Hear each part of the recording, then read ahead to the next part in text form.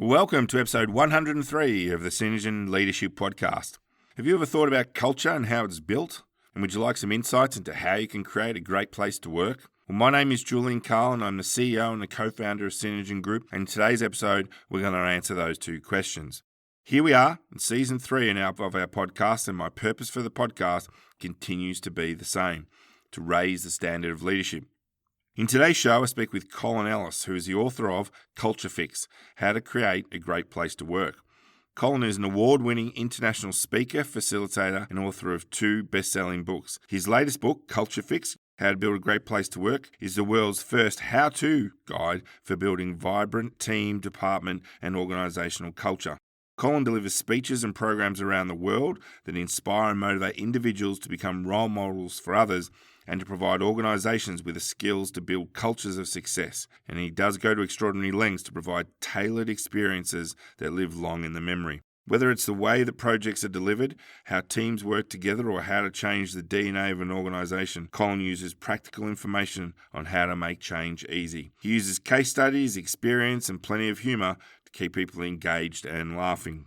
Now, during the course of the conversation, we explore Colin's book in a lot of detail. Start off by asking Colin why he decided to write the book. We speak about what culture is and where we actually start. We discuss the 6 pillars of culture and how we apply them. And I finished the interview by asking Colin about how do we make culture stick. So keep listening. As always, we'd really like to hear your thoughts about the interview with Colin Ellis, author of Culture Fix, How to Create a Great Place to Work.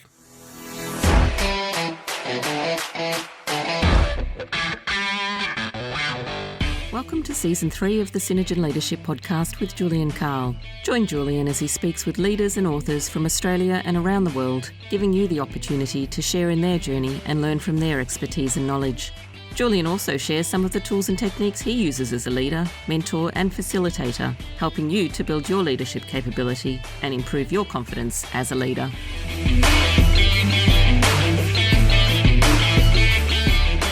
Well, welcome, Colin, to coming to the into Synergen HQ and being part of the Synergen Leadership Podcast. Really appreciate it. So that everyone has a bit of a sense of who you are. Who is Colin Ellis? Good question. It depends on who you talk to, Julian. Who is he? He's... people always think I'm always taller. People always say, oh, you're always taller than I thought you were, because they see pictures of me or they see my LinkedIn profile. Somebody did actually say that I looked like my LinkedIn picture the other day, which is a good thing. It's a good thing. It is a good thing. So I was a permanent employee for 30 years, originally from Liverpool in the UK. Julian, that's home. Emigrated to New Zealand with the family, a little boy in 2007, a lifestyle move. That's where I'd been private sector in the UK up till then, in a mix of customer facing roles, and then fell into project management in the late 90s. That's all I did in New Zealand was government and project management. Headed up some big project departments there, some real gnarly stuff, went through some big stuff and earthquakes and all kinds of other things. Emigrated to Melbourne in Australia in 2013 and worked for Vic Roads very briefly. Before deciding that the world needed to hear my viewpoint on project management, which the world was not interested in my viewpoint on project management for about 18 months. So I ended up taking a contract here and there just to kind of keep the money coming in. Since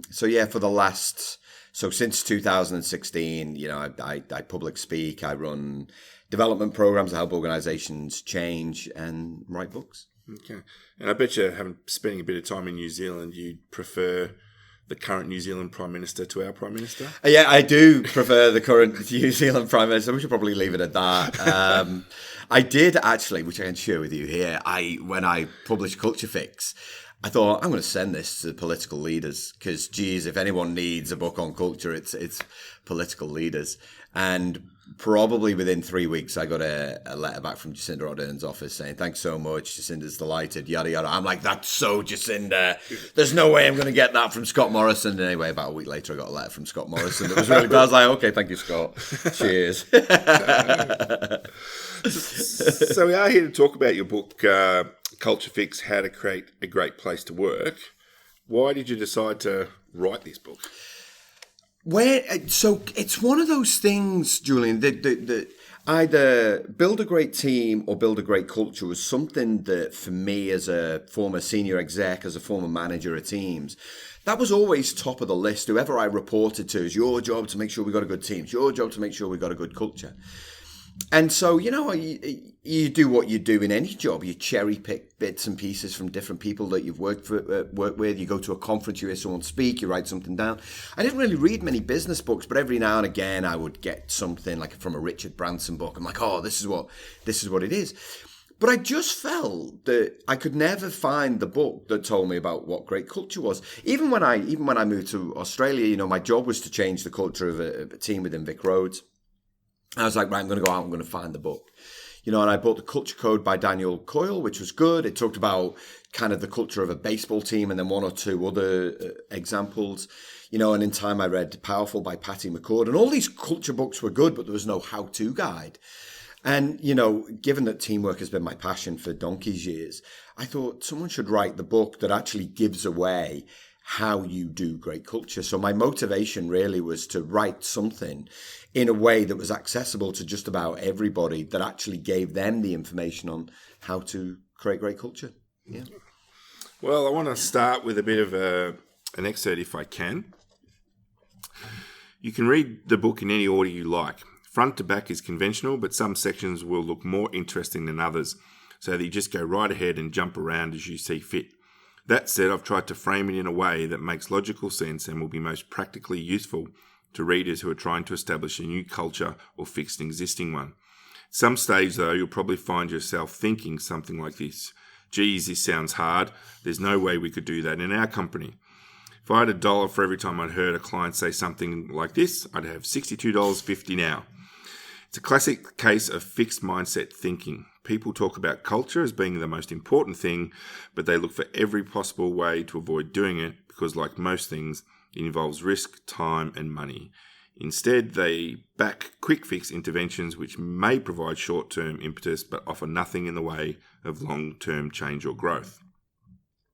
So why does that happen?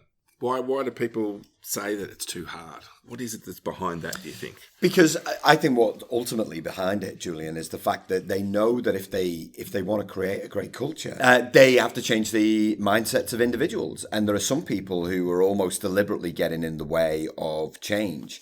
And so what they do is they go and say, okay, well, what's the latest relevant thing that's on the shelf that we can buy? Agile is the latest thing that we're doing.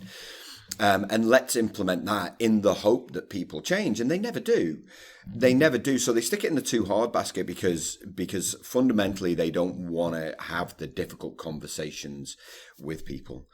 And unfortunately, that's still the case. I wrote that around this time last year, and it's still the case today. It's too hard, and it becomes too hard because we never give people the skills. I often use the kind of analogy about teaching a kid how to ride a bike. We never tell them, it's too hard. We never say that. What we say is we prepare them for the fact that, listen, I'm going to show you how to do it. You are going to fall off and it might hurt, but I'm going to help you and coach you. I'm going to put you back on the bike and they'll get to the point where it'll feel easy to do. And that's what we need to do with culture. We need to give people the skills so it becomes easy to do rather than keep telling ourselves, no, it's too hard. So what is culture? Culture is the sum of everyone's attitudes, beliefs, behaviors, traditions, stories. It pervades through absolutely everything. It's the thing that gets you out of bed in the morning. It's the thing that motivates you to do your best work. It's the thing that makes you want to build relationships or kill relationships with individuals. It's the thing that makes you feel safe or unsafe in the working environment. It's the thing that convinces you to go for a drink or temping bowling with people. And it belongs to everybody, Julian. It's when Peter Drucker said, culture eats strategy for breakfast, what he was alluding to there is, sure, you can have the best strategy in the world, but if you don't have this well-defined culture that people feel connected to, forget it. It's not going to happen. And all of the biggest successes in business around the world are down to the cultures that were created. And all of the biggest failures are down to the gaps that existed within those cultures, or the fact that people didn't take the time to address them, Julian. So, it's the sum of everything that an organization does. It's not owned by senior managers. It's owned by everybody, which is why when senior managers tell you this is the culture, that little child inside you goes, no, it isn't. And so you ask a question here just after speaking about what is it, but where do we start? So where do we start this whole journey of culture? We start by saying, okay, well, what do we do well? And most organizations will undertake some kind of pulse survey, some kind of engagement survey that will tell them one or two things they do well and about 50 things that they don't, such as the nature of engagement surveys. But I always believe that what you should do as an organization is talk about the good things that you do, kind of accentuate them, say, listen, as an organization, there's a bunch of stuff that we do really well. And then kind of draw a line under that and say, right, what are the things we need to fix? And almost stop what you're doing. I know literally you can't stop what you're doing, but, take as many people out and say, right, let's redefine what a great culture looks like. And most organizations get culture wrong because they never do that first bit. They never say, right, how are we going to work together? What are the behaviors we expect of each other? How we, what's this thing called collaboration? How are we going to make time for new ideas? What's our vision of the future? What are those values that hold us together? Good, done. They never do that. And so where you start is by acknowledging the good that you do and then pausing and saying, right, let's define what a vibrant culture looks like for this organization. Right. As I was reading your book, you have two models here, which I never heard of before. You had an input culture model and an output culture model. And I thought, well, I need to dig into that because I sort of read a lot of books and talk to a lot of people and never heard that sort of phrase before. So at a high level, what are the input model and then what's the output model? Well, the inputs are all the things that make up culture, and no one's ever tried to, that sounds horribly arrogant, like, oh, I'm the first, oh, I'm amazing, how can I put this? No one's ever put it into a model where it makes sense. Yeah. We talk a lot about the inputs. We talk a lot about vision and values and collaboration and all these kind of things. But we mostly talk about them at a higher level, and we never really take the time to understand that these are the things, if we do them well, contribute to a great culture. The output is generally the thing that we talk about, and organizations are great at saying we've got a toxic culture, which is the output of the fact that they've taken no action to, kind of around the inputs, if that makes sense.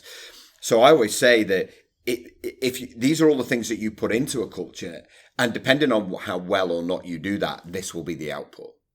And so if you don't do anything, there's no input, so the output is going to be stagnant. If you do all of the things here, if you put all these things in, then you're going to get a vibrant culture. And, for the organizations that succeed, they spend more time on putting stuff in than talking about the stuff that they get out. Hmm. And when you talk to organizations, do you find there's this, like, is it resistance? Because I feel like we've been talking about culture for a long period of time, and I feel like people can say, oh, I like that culture or that culture, but we just seem to be having so many examples of poor culture still. I think it's not resistance as much as it's confusion, Julian. I think that fundamentally, and I believe in the good of humans, and I think most CEOs, when they say we want a good culture, generally they mean it. But, we've had a number of high-profile banking, especially this week, where the culture is a shocker. And then when you read all of the reports, people like you and I will dig into all the reports and say, oh, they said they wanted a good culture. Why didn't they get it? And you find out that they did nothing. Often I say you're only as good as the behavior that you walk past. And so I think there's a general level of confusion is, okay, we want a good culture, but we just don't know where to start. And that's where they flick back to that quick fix and say, great, let's go open plan. Let's go agile. That seems to be what everybody else is doing. Rather than taking a look at actually what's good about what they do, but also what have they learned? And what generally they learn is that cultures evolve, and it requires regular oiling, regular maintenance, regular inputs in order to get that vibrant output. So what is the value of culture? How do we define the value of culture? Well, most business leaders would define things like, for the first measure they'd use is engagement. That's how they define whether they've got a good culture or not, and that's fair enough. But engagement, profitability, sales, productivity, quality of product, defects, reduced safety incidents. These are all of the measures of a good culture. But fundamentally, it's about happier staff. I think if you've got happy people, you're going to get all of that stuff. And so, I was speaking with the CEO recently. He said, all right, very, very quickly, if we had to, he said, how would you go out on the floor now and measure how good our culture is? I said, I'd go around to everybody and say, are you happy or not? You can only answer once. Are you happy or not? I was like, depending on how happy they are, I'll tell you whether you've got a good culture. I was like, if they were happy outweighs they were not happy, then you're doing some right things.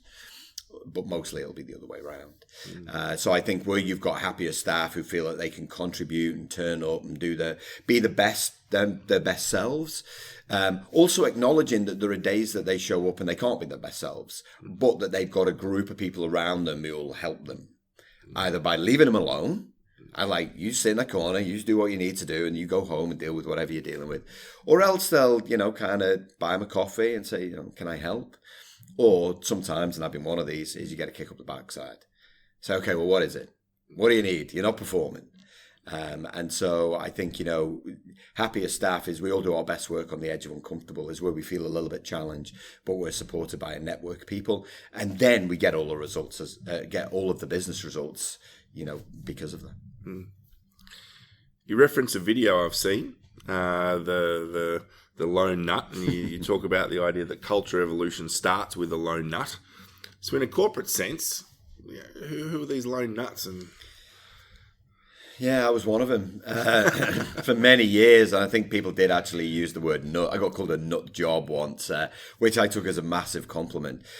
These are the people within businesses who are just a little bit maverick, but in a really good way, in a highly emotionally intelligent way. They do things that seem to be a little bit off the wall, Julian. They're kind of random. They'll do things where you're like, what? Why do they do that? I talk about some of the stuff that we used to do in my teams, and we used to come up with different ideas that we could do to surprise people about the way that we worked. Things like 17-minute meetings, 21-minute meetings, when everyone's doing 30 minutes or 60 minutes. We would go out and paint each other's portraits on a Monday afternoon. We would have breakfast together. I love Derek Siever's TED Talk where he has that kind of lone nut, that one person doing just bizarre things in the middle of a field. And it attracts people, and it does. And providing that you kind of welcome them into that kind of community of, look, we're trying to do something different culturally, and you share that, which is exactly what you're doing here, is you're inviting business leaders and people onto your podcast so they can share ideas. It is what we want to do, is really kind of grow exponentially this thing called culture throughout the organization just by doing a few different things. So I always say to people that there will be people in your organization, in your business, who are doing different things. Don't fear that. Embrace it and ask yourself, well, how could I do that thing in my department, in my team? And I always say to people in their own teams, go and read other books, listen to podcasts, watch videos. What are they sharing that you can do? And sure, it might feel a little bit maverick, but no one ever got sacked for creating a great workplace culture. And the great thing about great culture is you hit your targets. And so you get the rewards. And so these people live in every business. They're just considered to be a bit maverick because they don't conform. Maverick, I like that. Yeah. I like the sound of maverick. It's got that Top Gun connotation as well. Ever the Gen X are looking for a reference. Yeah. You also talk about this idea of subcultures, and you reference the fact that often that's part of the whole silo problem that a lot of large businesses have. So what do we do about organizational culture and then these subcultures which exist underneath? Yeah, again, there's this lack of understanding of culture. So I talked about that confusion that people have. People think that you can set the culture of an organization at the highest level and it will just permeate down. No, that's command and control. That absolutely doesn't work. What you want to do is take the same approach to building culture in each of the teams. Otherwise, you get the silo. Colin's doing one thing with his team in that area. Julian's doing one thing with his team in that area. And while whilst they might both be vibrant in their own way, there's this disconnect with the way that they communicate, the way that they collaborate. I'll give you a great example. So I'm working with one organization at the minute, and they'd done personality testing or personality surveys, I think 3 or 4 years ago, but they'd both done completely different things. So one had been doing Myers-Briggs, so they had one way of talking about personality. Another group had used DISCs, and so they had another way of talking about personality. And it wasn't that they were wrong, they just did different things. So you had this massive disconnect. And so it's really, really important that people understand that to create a great organization culture, you have to have great subcultures. And in each of those great subcultures, if you do similar activities to kind of define culture, then you'll get this cohesive culture that everyone understands, got the same language, the same way of doing things. We understand what behavior collaboration, we understand what all of these things are. And so consequently, it just feels cohesive and joined up. But yeah, people often say to me, where should if I want to change my organization's culture, where should I start? I was like, start by creating your own great subculture first. Show everyone else how it's done. Because if you can't practice what you preach, people are just going to look at you and go, well, when was the last time you built great culture? Yeah. So I want to explore the 6 pillars, which sort of tend to form the foundation of the book. And I like this because I think it gives people the how-to. Like, let's look at this thing first. Don't worry about everything else. Let's just look at this. So the first pillar is this idea of personality and communication. And because you talk about the idea that the way into any culture is through its people. So what are we doing in this first pillar? Where do we start within this first pillar? This is all about building relationships. This is all about getting to know each other, Julian. And, and I often say this starts almost prior to day one. This starts, when you apply for a job. It's part of the interviewing process. I got asked the questions at a conference in the US, and they said, I've just applied for a job. How do I know if they've got a good culture? I was like, well, based on the speed of response, the quality of response, how long they keep you waiting in between letters or emails or whatever they do. I was like, you feel it from day one. Once you're actually in the job, it's how are you welcomed? How do people introduce themselves? And I spent some time with a tech company this morning. And they've got massive video screens all the way around the office. And on those video screens are staff profiles. Now, they've got 5 offices globally. So the people that were flashing up on the screens were people in New York, San Francisco, London, Melbourne. And they're the little things that, even though you might never meet someone, there's a little thing up there that's kind of this is how you get to know someone. And so it's crucially important. Why I made it the first pillar was that if you don't ever make the time to get to know someone else, then you can never develop the empathy for anybody else. So you're never going to build connection. If you don't build connection, then everything else you do, all the other 5 pillars, are meaningless. Or you're not going to get the output you want because you've just never found the right way to either communicate with someone or work with someone. So it's crucially important that people take the time to build the relationships, because really that's what culture's built on. So in pillar 2, you explore the idea of vision, and you speak about on the eating habits of culture. Yeah. So I'm curious about the vision one. What's been your experience around organisations and either their ability to set vision or their inability to set vision? Yeah, it's largely the latter. Because most people see vision, values, which we'll come to in a second, they see it as a branding exercise.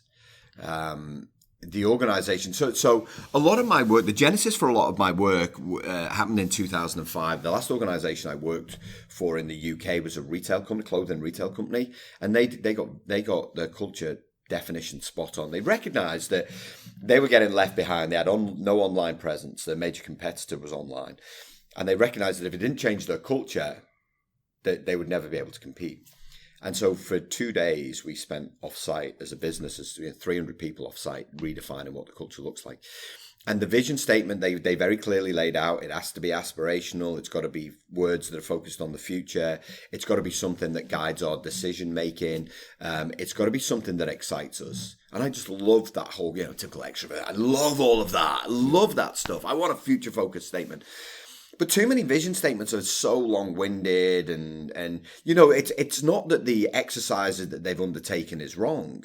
It's just that they've just gone about it in a way that kind of disengages. So, in the book I talk about H&M, who I love as a business, but their vision statement is to use our size and scale to lead the change towards a circular and renewable fashion industry, all while being a fair and equal company, right? Halfway through, you lose the will to live. You're like, what? Yeah. But, and you could probably condense that into one sentence that's world leading renewable fashion. Which is what I do in the book. And so I think, for it to be a meaningful vision, the staff have to be involved in it. It can't be a senior management only activity. It has to be aspirational. It's got to have a sense of the future and where you want to go. And you have to read it. As a member of staff, you have to read it and go, okay, that's awesome. I want in. And that's what a good vision looks like. But again, most people treat it as a marketing exercise and come up with something that long that is like, what? It's certainly not designed for people. No, exactly right. And so much in our cultures kind of goes against what we're looking to create. What we're looking to create is something that really engages with human beings. And most of the activity that we undertake does the opposite. Jason Fox in his book Game Changer said you should be able to print a vision on a t-shirt. Well, geez, that's XXXXXXL for that particular vision statement. And it's going on the back as well. Yeah. I often think that a lot of the stuff that happens is we try to play to the corporate, to the ASX, as opposed to thinking about the actual people that are in the business. And I think that's a real problem we have. Yeah, that's absolutely right. And I think when you look at some vision statements, it feels like it's been created for an annual report. Yeah. And a good example that I use is Harley Davidson. And Harley Davidson's vision statement is, we fulfill dreams of personal freedom. Now, I was over in Milwaukee to speak at a conference not so long ago, and that's where they're headquartered. And I'm like, I'm just going to check to see if they actually live this vision. And you walk in to their head office, which is also a showroom. And there's kind of no salesperson hassling you. All of the spaces, all of the posters, all of the kind of paraphernalia they've got on the wall is people on bikes in the country, in the wild, in the desert. And so it feels like personal freedom. So even as someone who doesn't ride bikes, right, no interest in that at all, I walked in, I was like, I could see their vision being lived out. And that for me is when you know that you've created something that's humanistic, that's not just for the financial bods or for the market or for shareholders. I actually could feel that, and I love that. Could you see yourself on a Harley I could. But for me, it was very easy rider. I'm like, oh yeah, that's the image in my head. But on a Harley, and I could see myself riding through Monument Valley kind of on my own. Yeah, totally. Yeah. Well, they've certainly set the example then. If you've sort of gone from being someone who's not a biker to potentially seeing yourself as a biker, that's me just connecting with their vision. And what they sell is dreams of personal freedom. And all of a sudden I'm sat on that big bike in the middle of a desert, having never wanted to do it before. And so I really bought into the vision, and that's the power. When you get it right, that's what it looks like. Pillar 3 is about values. And I always find values really interesting because our client base tend to quite often have their values sorted out in that they will at least know what they are at a corporate level. As soon as I start to work down through the organisation to the leaders will, the level of engagement with the values drops a lot, and quite often frontline leaders won't even be able to recite what those values are. So how do we start to, number one, clarify these values, but also start to embed them so they actually mean something? Most of the mistakes that people make around values, it stems from the fact that they don't actually understand what they are. And what they end up being then, Julian, is a mix of behaviors and things that should just happen by default. I love it when I see collaboration as a value. I'm like, as opposed to what? Like literally innovation as a value is like, well, if you don't have innovation, you don't have collaboration, then you're pretty much dead in the water. These things should be inherent within your business. These aren't the emotional compass of this particular organization. And there was some research done by the Financial Times in conjunction with a PR company, I think called Maitland. And they find that there were kind of 3 standard ones, like respect, integrity, and innovation, like these standard values throughout most of the FTSE 100 organizations. Like, again, just paying lip service to values. And so really values are the things that get lived. Now, a great example of values is Zappos. Zappos are an online shoe retailer. I talk about Zappos a lot in the book. And Tony Hsieh, who's their CEO, says, that he doesn't understand shoes, but he understands culture. They have 10 values. Now, if you're reading the book, I'm like, 10 values is too many. Right? It's just there's too many values. There's too many things to remember. Highlighted. Oh, there you go. You got them all highlighted. There they are. And I'm like, 10's too many. How don't you do 10? And yet, so I spent 3 days on their culture camp in Las Vegas. Every single member of staff knows what the 10 values are. They know the number of them, and they understand how the work that they do contributes to each value. And the guy that I was sat next to sounds quite cult-like. I was like, but what you're trying to do is create something that people feel connection to. And what you want to be able to see is the values lived in public. You don't want to see them laminated, lived, not laminated, right? And so by getting the staff involved, which Zappos did, and this is a theme that runs through everything in culture, when the staff are involved, they got them involved in, what do they believe the values of this organization are? And then they came up with statements that were very specifically related to Zappos and the kind of business that they are. And then all of a sudden they mean something. And then what you want then is the leadership team to keep referring back to them saying, no, that doesn't line up with our values. That individual doesn't line up with our values. One organization that I'm working with at the minute, I'm helping them change their organization culture. They've started using their values to hire, having never done it before. I was like, yeah, because you want 2 interviews. One, technically very good. And then secondly, how do you contribute to our values? Because if you can't do either one of them, you don't get the job. People are very good at having the technical interview, Julian, but not the value-based one. And it's only when you start doing things like that you start to live your values in public. Yeah. Mm-hmm. And just for the listeners, because I've got it highlighted, here are the 10 Zappos values. Yeah. Deliver wow through service, embrace and drive change, create fun and a little weirdness, be adventurous, creative and open-minded, pursue growth and learning, build open and honest relationships with communication, build a positive team and family spirit, do more with less, be passionate and determined, and the final one is be humble. Yeah, they do all of those. They do absolutely all of those. I can't really emphasize how much I was surprised at how much they lived them out in the open. I love the one, create fun and a little weirdness. Yeah, they did that. So while I was there, they set up a Monopoly game, this massive Monopoly game in the middle of the kind of courtyard. And they played it. There was the customer service team played it, and they got some food, and they did it over lunchtime and then a little bit in the afternoon. And then the whole thing was taken away. Like, it was there for about 4 hours. Mm-hmm. And it just felt so unique. I just thought, how many organizations would do that for that team for 4 hours? Most people would be like, we've paid for it. It stays there for a week. Yeah. So it's filthy dirty. No one's ever using it. And it does, they've got that little weirdness runs through it. Yeah, it was a great place to be. Mm. Pillar 4. Behavior very much follows on from the values piece. So what do we do around our behaviors? How do we articulate them? How do we make sure that they're actually being lived and dreamed? And how do we do that? Yeah, the biggest thing that holds most organization cultures back is behavior. And let's make no doubt about it. And for decades, there have been some shocking and properly shocking and appalling behaviors. I read a report in the paper this week that, most people wouldn't report any kind of harassment that they received in the office because of fear, and straight away is like speaks to the behavior of individuals in not dealing with these things. Also, in people not doing their job, actually not performing. And so what you need to do is to create that shared understanding of what's expected of people. And the behaviors really should change every year, because you get to a particular point, then you need a different set of behaviors. Then you might have some other challenges to create a different set of behaviors. But simply coming up with 5 behaviors isn't enough. And so what organizations need to do, redefine the behaviors you expect from everybody. And then what's expected of Colin in finance? What's expected of Julian in IT? What's expected of Jane in marketing?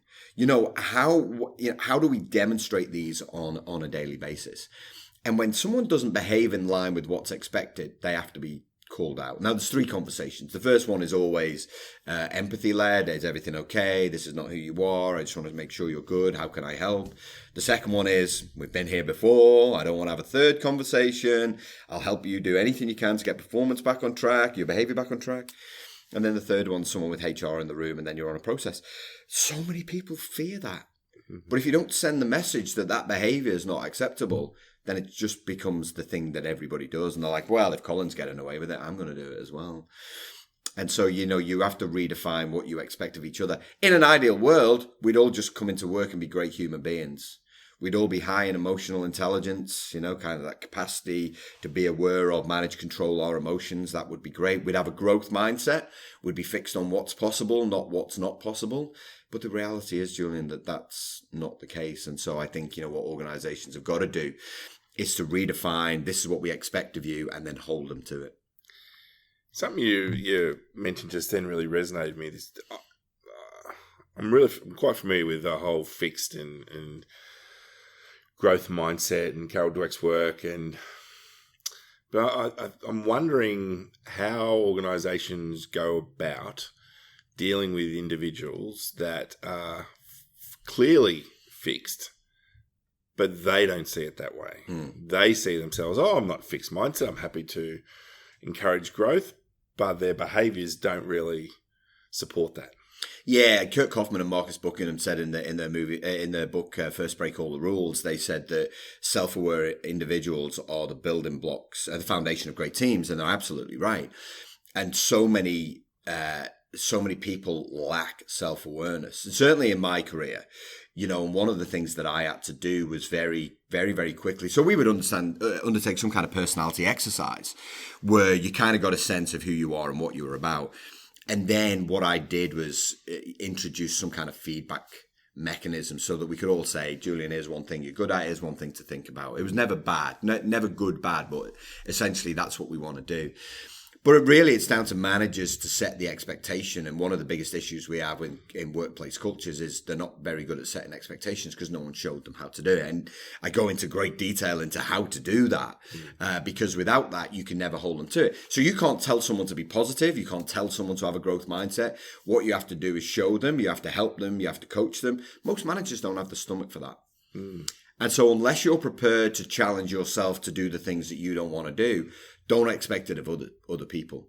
And so, often my last job, I had a very fixed mindset individual, and I said, listen, what I expect of you is this. He's like, oh, well, you're an extrovert. I was like, it's got nothing to do with introversion and extroversion. It's all about how you show up. I'll create an environment where you feel safe and it's quiet enough for you to do your best work, because we had open plan. I was like, I'll set that up, but you've got to show up every day and do a good job. If you don't do a good job, then we'll be having a conversation about your performance. I was like, and I don't have to remind you to be positive about some of the things that you've got to do that yourself. And so it's only through having those kind of courageous conversations that we get people to start to see that actually, if I want to be part of this team, I've got to think differently. And out of curiosity, what did he decide to do? Yeah, thanks for that. So he fell asleep in a meeting on week 3. So I had to, one of my meetings as well. I don't know how that's possible. How is that possible, right? Ears are constantly ringing, although there'll be people thinking, well, I've just woken up. Fell asleep in one of my meetings, so I told him that kind of behavior wasn't acceptable, and I didn't want to have to do it again. He fell asleep in another meeting. And so we went down the process where he got a letter, and then he was the model employee. Wow. Model employee, because I like to think, I did everything in the right way, and I've only been able to do that because I got it wrong so many times, right? You learned as a manager, but by the third, and he was pushing near to retirement, and you have all these people, particularly in the public service, particularly in government, who say, oh well, you can't do that in government. Yeah, you can. I've done it, right? You don't want to do it. I don't want to do any of that stuff. But that was my job. And, it really made the point that we were deadly serious, that if you don't book your ideas up, you don't bring something to the party, then it's not going to end well. And he was the model employee after that. I got no problems with his performance probably after the first 6 to 8 weeks. Oh. Yeah. Great outcome for you. Yeah. You talk about the idea of recognition and reward. I think a lot of organisations struggle with this one. in terms of how they recognise, do they reward? And there's all this debate on what to incentivise, what not to incentivise. What are your views on it? Oh, I for me, I've found when I was working, Julian, that if you reward individuals based on their skills, what you do is you single them out as being special, and it does nothing for collaboration. It does nothing for belonging. What we've said is Julian's special because he has that skill and you guys aren't. I always found that where you recognize the behavior of a team, so showing commitment, showing discipline, showing courage, what you then got was more of that from other people. I was dead against money as a reward. I think that, that's generally taken care of as part of your kind of annual salary. And sure, I benefited as a senior exec. I benefited from bonuses. But one of the things that I was used to insist on was that we measure how happy the team are. We measure engagement. I liked to be measured on culture because I really wanted to be kept on my toes. But I think that, where you can reward people with experiences, we used to buy just kind of rubbish trophies. Even now with the workshops that I run a little hackathon on the second day where we come up with ideas, and I always give the best idea trophy, which I buy from op shops. I'll find like a bowling trophy, and one workshop I couldn't find a trophy, so I got an empty soda can. I put a post-it note on it and put best idea and stuck it with sellotape and gave it to them as a trophy, and they still got it on their desk. And so little things like that create a sense of togetherness, a sense of fun, but really what you want to do is elevate the behaviors that they demonstrate. If all parents listening would know, and I've got 2 young kids myself, that if you really accentuate the behavior, you get more of the behavior. Yeah. We touched on before about performance management, but I'm always curious to dig in as much as I can because I think it's an area of business which a lot of leaders struggle with.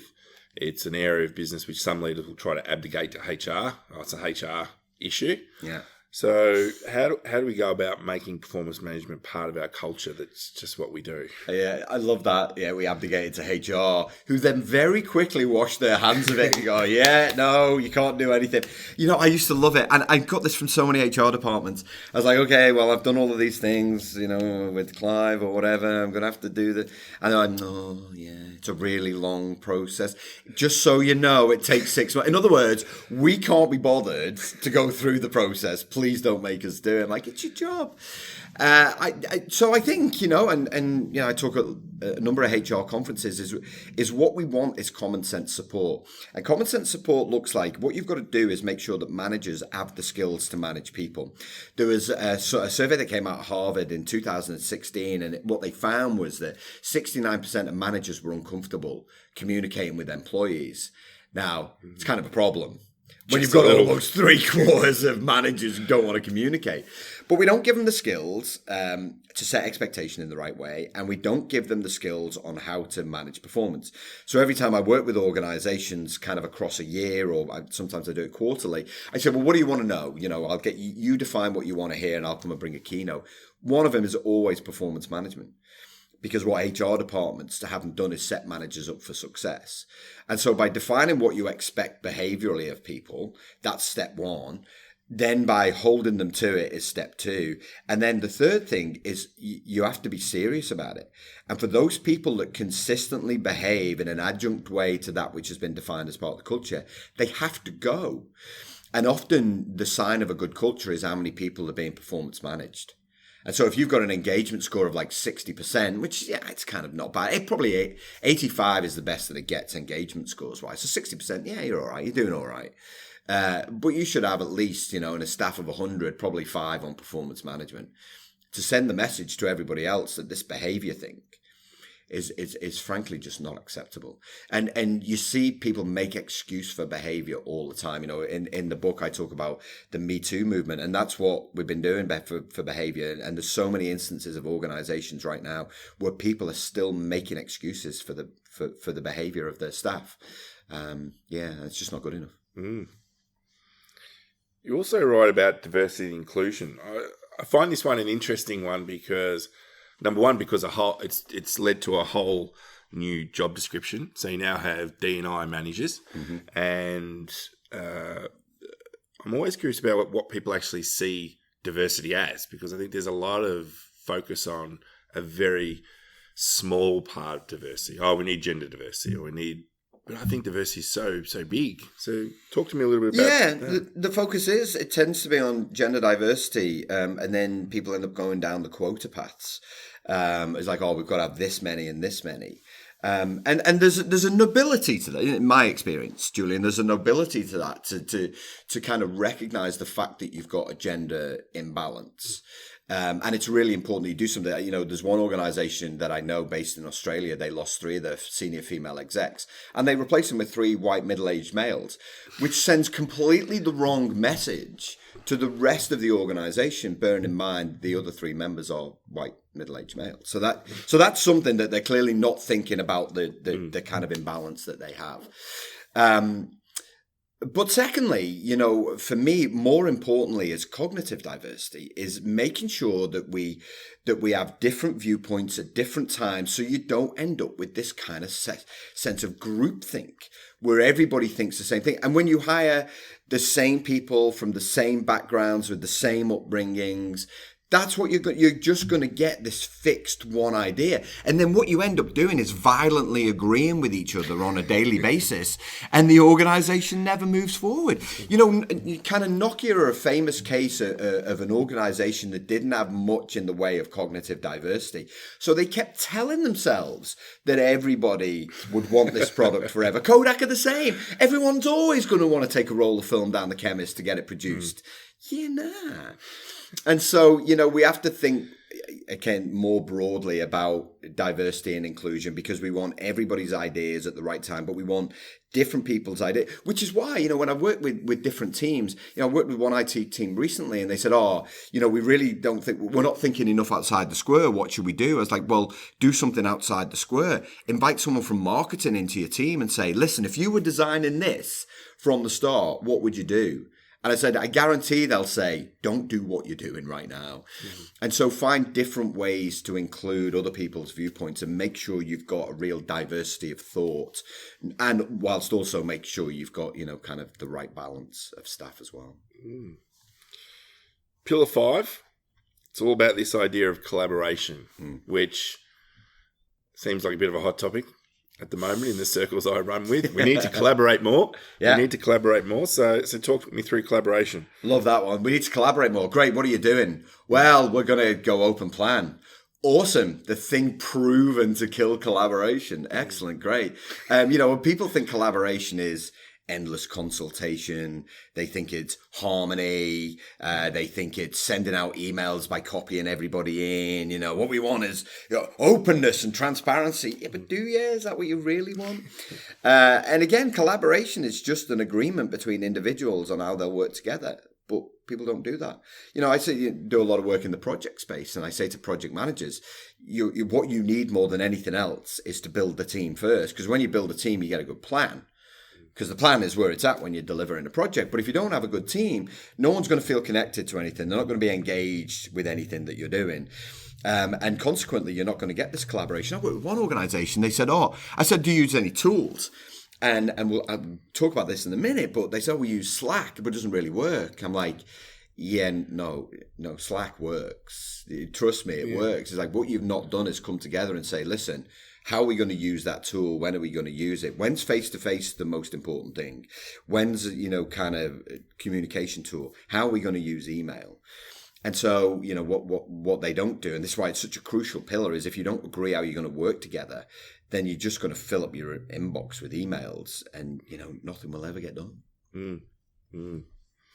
Yeah, I'm always fascinated with how organisations view it, because it's the open plan, it's the we need to get a representative from every department. I just don't think it leads to the outcome they're actually looking for. No, you know, and when in doubt, what organisations do, or what individuals within organisations do, is they invite everyone to a meeting without giving any thought whatsoever as to the value that they add. They don't go and talk to them and say, Julian, I really need you in this workshop for these reasons.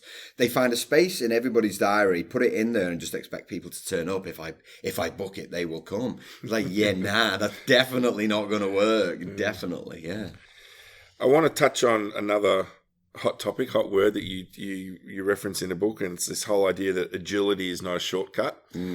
Being agile right now is that's what it's all about in every single context, and which I find quite interesting considering where the whole agile thing started. You got agile HR and you got agile this and agile that. So why isn't it a shortcut? And what are we going to do about fixing this whole idea of obsession with agility? Well, the good news is it'll fix itself in 5 years when the next management fad comes along and we jump on board that instead. So I just want to go. So Agile, right? So it's all born out of the Agile Manifesto. It was written in 2001. So it's 18 years old. It's not new. But many people, they focus on kind of the core principles of Agile and they don't read the manifesto itself. And in the manifesto itself, there's this great paragraph that the guys wrote, and it was mainly guys and one female, I think. And they said that Agile is about organizations not just talking about people as their most important asset, but treating them as their most important asset, because their biggest beef was there was no empowerment and trust for these software engineers to go and do their thing.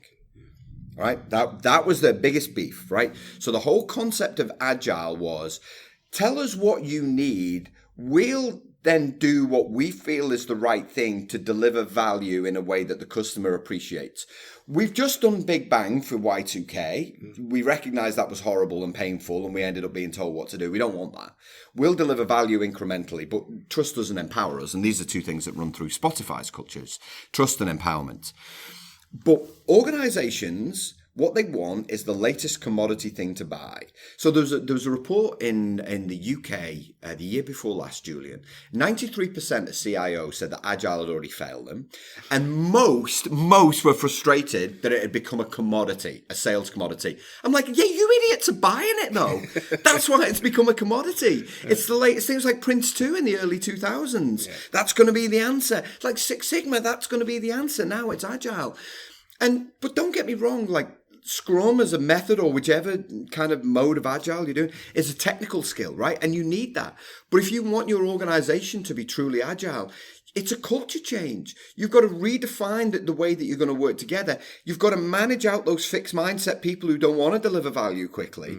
But you've also got to realize that some things take a long time to do. I worked with a rail company in Canada. They were like, oh, yeah, we want to find out where we can be Agile. I'm like, dude, you're laying track.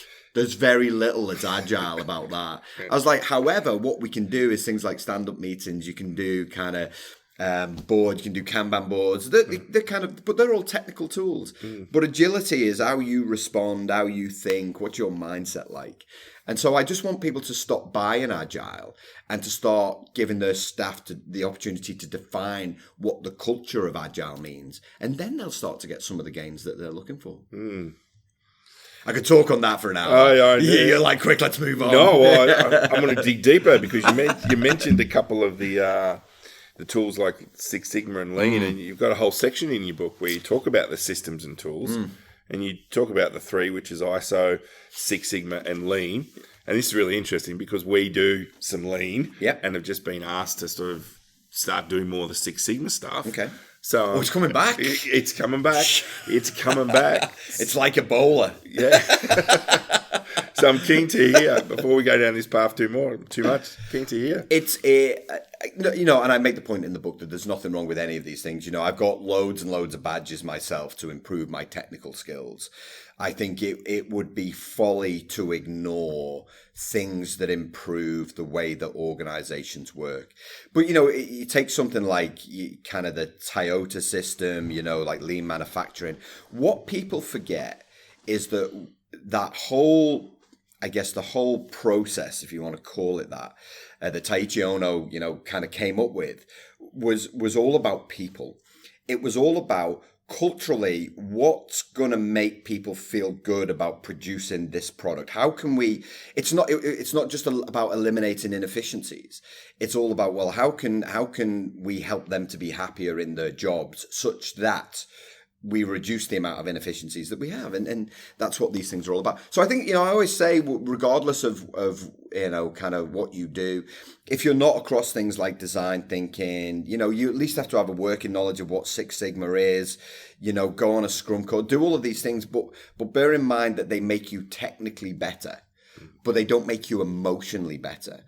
And being emotionally better is where we get collaboration. It's where we get innovation. It speaks to our behaviors, and it's how we end up living the values and achieving the vision. And so that's why you have to create the cultural conditions to implement anything. So I'm in talks with one organization at the minute, and they're going Agile, and they've got this big list of suppliers of Agile methods. And I said, none of it's going to work. I was like, listen, I don't wish to be fixed mindset when I obviously sell growth mindset.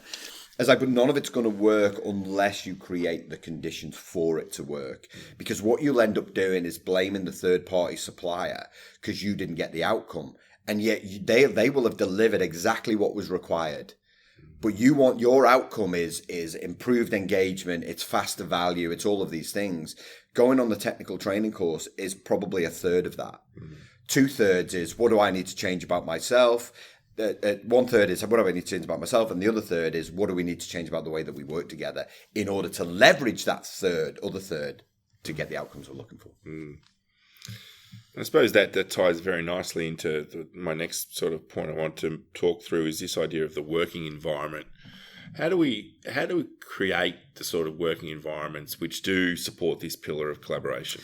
By recognizing that what we've got essentially is 4 different kinds of people. Now, I don't want to put people in boxes here, but kind of young stereo personality found that we're a mix of thinking and feeling, introversion, extroversion, and kind of the way that we make decisions. The reason that you mentioned open plan before, the reason that it doesn't work is it's suited to one kind of personality. It's suited to mine. Mm-hmm. I don't want, hot desking, brilliant for me. My personality doesn't want to sit next to the same person every single day. I carry everything around in my bag, right, that I need, and then I'll just spread it everywhere. I want to have a conversation in the kitchen and for everyone to hear it. That's just the nature of my personality, right? And this is why introverts it kills introverts, because they need quiet spaces where they've got things around them that make them feel comfortable. I talk about people, they want to put up pictures of their families. They want to have plants. They decorate their desks. They do all of this stuff. As soon as you put them in a hot desk, immediately they can't do their best work because they're not working in an environment that suits them.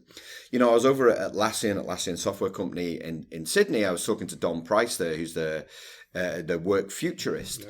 And he said, on average, we found that, we kind of need 3.5 workspaces within the office. 3.5 workspaces. He said, you need quiet spaces where people can just sit at their desk if that's what they want, or else we've got some private rooms where they can go in and either close the door or keep it open. We need kind of collaborative spaces with whiteboards and things that we can draw on and things that we can beam in on. And they've got these really cool technology tools that they use, so you can draw on a whiteboard and it beams it to another whiteboard. It's really, really fancy. It's and we have big social spaces. So we have things like, kind of table tennis tables and kind of relaxed spaces with more comfortable furniture and big screens that we can watch, and kitchens and bars. And he's like, we have all of that because we recognize that if we try and force one way of working on everyone, it just won't work. We want people to feel that they can walk into the office, pick a space to do their best work, and go and do it. And every one of the great organizations that I visited to write Culture Fix, the book, that's what they had. If you want a desk, you can have a desk. Some organizations, it was part of your induction. What kind of desk do you want, Julian? Oh, do you have them walking desks? Yeah, sure, we can get you that. They pay to rent the equipment, the walking thing. And then if you want to get rid of it, you can get rid of it. If you want a standing desk, you can have one of them. Because they recognize that all of that contributes to your productivity, your happiness, and ultimately the profitability of the company. So talking about pillar 6, so innovation. This is, it's funny, one of our big clients has just, they've reset 2 of their values, and innovation is now one of them.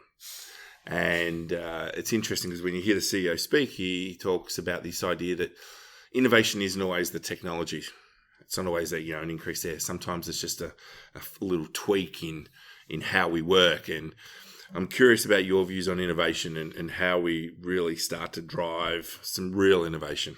And the CEO is right there that you just mentioned. It is in the little things that you do every day, and it's up to us to innovate almost our own way of working. But it's, are the light bulbs too bright? I did a hackathon with one organization, and I always say look for ideas everywhere, which is an idea that I stole from Google.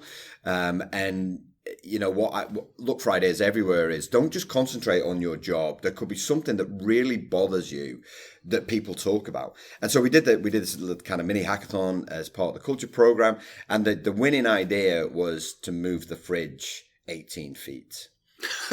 Right? Okay. Because the fridge was nowhere near the coffee machine. It was round the corner. Right. And so they paid $300 for a chip, $300? I want to say 300, maybe it was $600 for a chippy to come in and build a new cabinet for a fridge that was next to the coffee machine. And mate, when I went back, everyone was talking about the fact that moving the fridge. I was like, that was the best start of the 2 days, the fact that you moved the fridge. And it's looking for ideas anywhere. But if organizations are serious about innovation, is that they've got to give people time. Yeah. There's so many people that've got back to back to back to back to backs. It's always a sign that organizations aren't innovative when they're telling you how busy they are and they've got back to back meetings. Is you've got to make time for creativity. You've got to make time. So, kind of my innovation formula is time plus creativity, plus safety. It's got to feel safe. In other words, failure's got to feel okay. Not that you want to deliberately fail, but you've got to feel like you're not going to be blamed. That's where you get true innovation. And it's not about creating the next Airbnb. It's not about creating the next Netflix. It's about creating the next innovation, of the next iteration of whatever your team is doing to make you 5% better. Because if you can aim for 5% better every month, you're 60% better at the end of the year. How amazing would that be?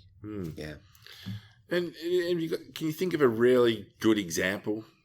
Like a really good example of where someone has brought in a whole innovative working environment that's really delivered a real business outcome. So not just the happy people, but it's delivered that business outcome for them as well. Well, the 3M one's always a good one, the 20% time, which Google famously copied, where they give the people 1 day a week to work on whatever they want. Yeah. It's something that we copied, or I copied, and we would take 2 hours a week. We called it 5% time because, working in government, we didn't really have the time. And you'd be amazed at the little changes that people could make that fundamentally transformed the way things got done.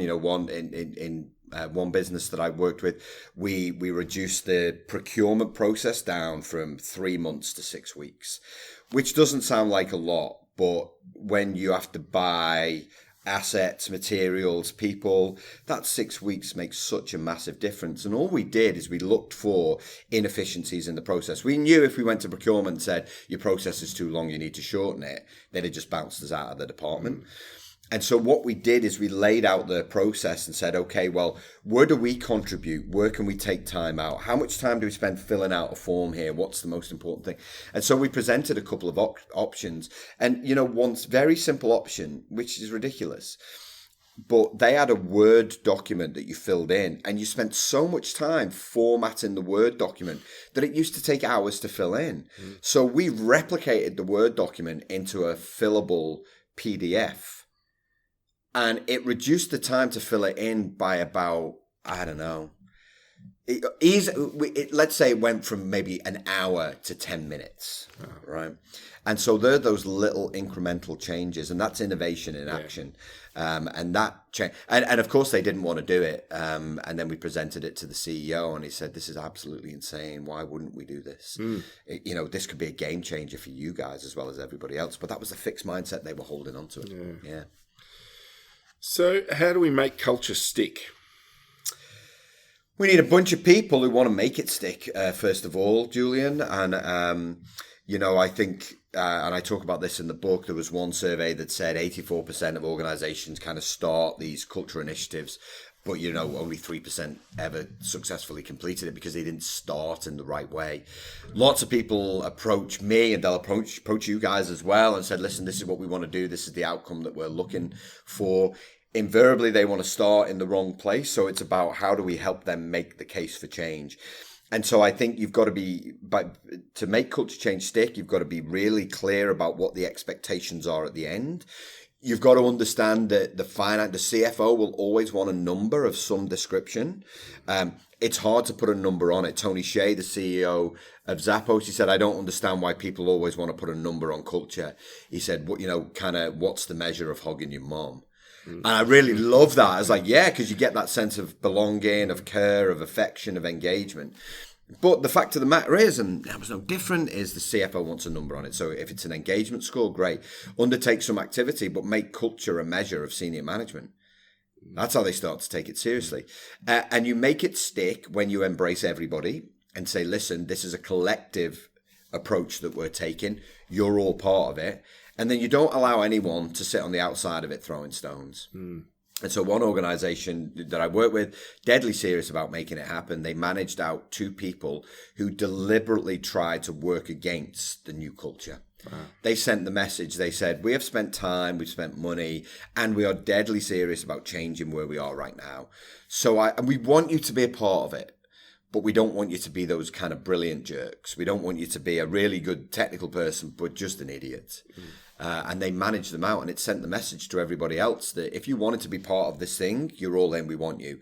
If you don't want to be part of it, either you go or else we'll performance manage you. And so I think, it needs good planning. It needs lots of energy. It needs senior managers to role model what they expect of everybody else. Often they don't want to do that. And this is where they make the mistake often of bringing in a branding firm or a consulting firm to come and kind of define it for them. And they go, there it is, right, let's roll that out. Yeah. But they expect it of everybody else, but not themselves. But everybody owns it. So it's got to be well defined, and then it's got to be lived on a daily basis. And it's got to be accepted that cultures evolve. It takes between 9 and 18 months to really see those tangible changes. You'll get this spike straight away when you do some early activity because it's different. And then it's about maintaining the energy, maintaining those new ideas, that new thinking, challenging each other to be better. And then 9 to 18 months, you'll get the gains.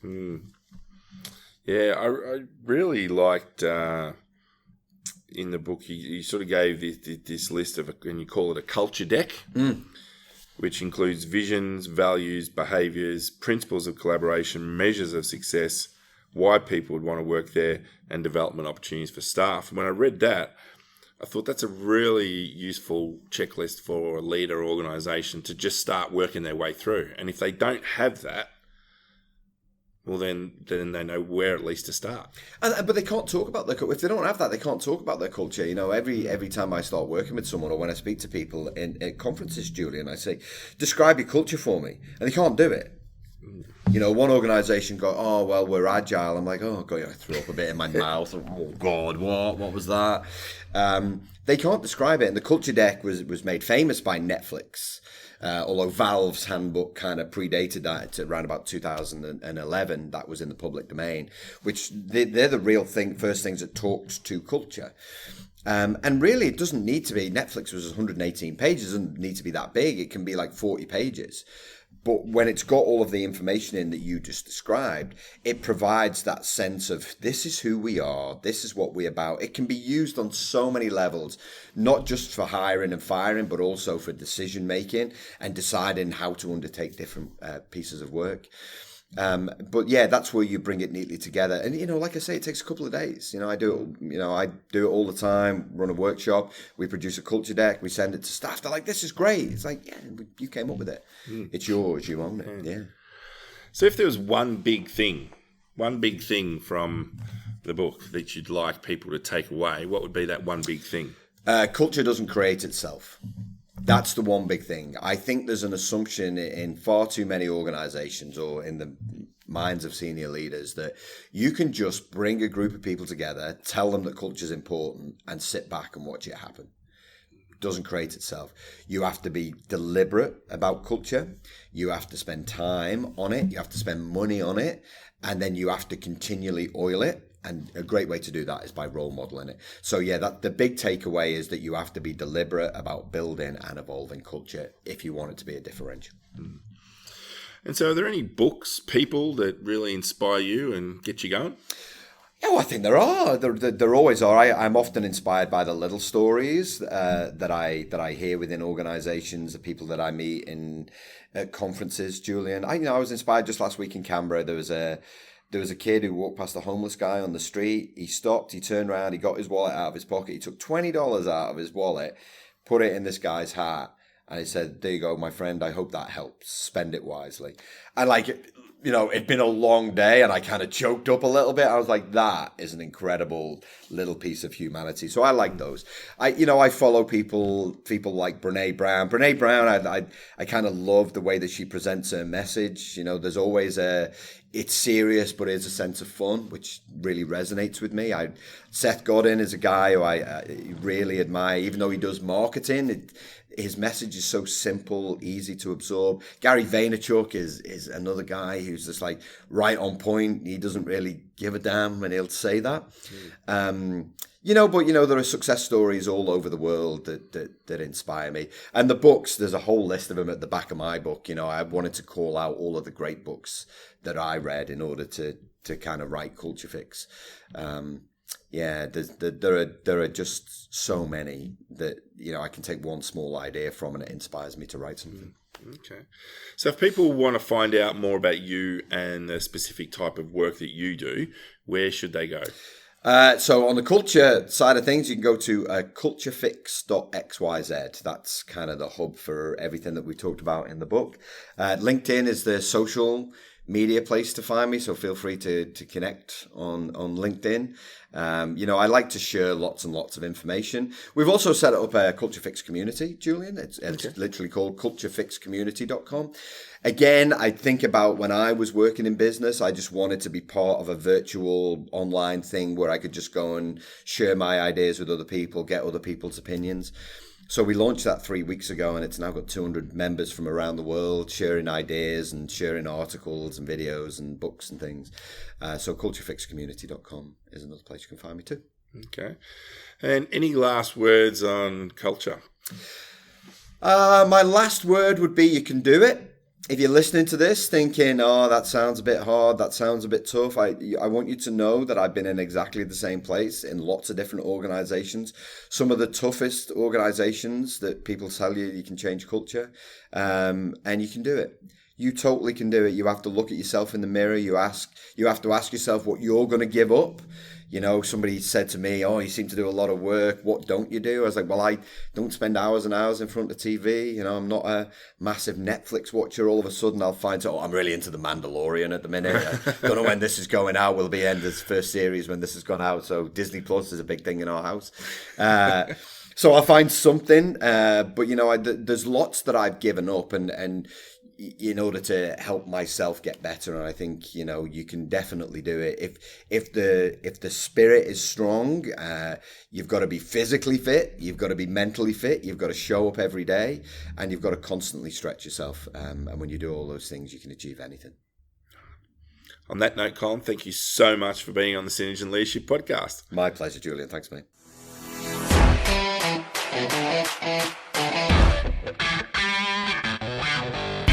Well, that wraps up episode 103 of the Synergy and Leadership Podcast. Another awesome thought leader conversation for you to consider.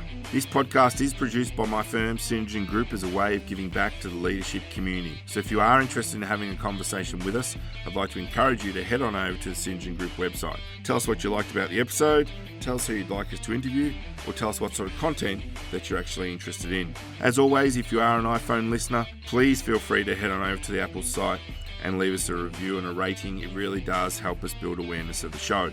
In next week's episode, we have our first curriculum ecosystem episode, where I'm going to introduce you to a framework we've been working with, which is all about specific diversity framework. Until then, love to hear what you think. Happy listening.